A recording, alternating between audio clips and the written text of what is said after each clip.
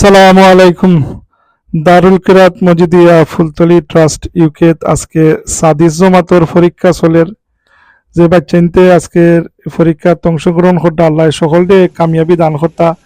আর এই দারুল কিরাত এই ফুলতলি ট্রাস্টর যে সনদটা যদি হাসিল করতে পারেন এটা লাইফের মাঝে বহুত বড় অ্যাচিভমেন্ট।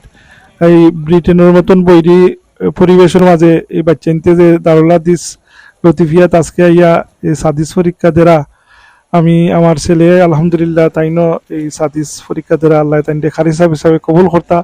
আর দারুল কিরাতর সনদ পাওয়া বিশুদ্ধভাবে কোরআন শরীফের রফত করার একটা সর্বগণনায় এটা স্বীকৃত।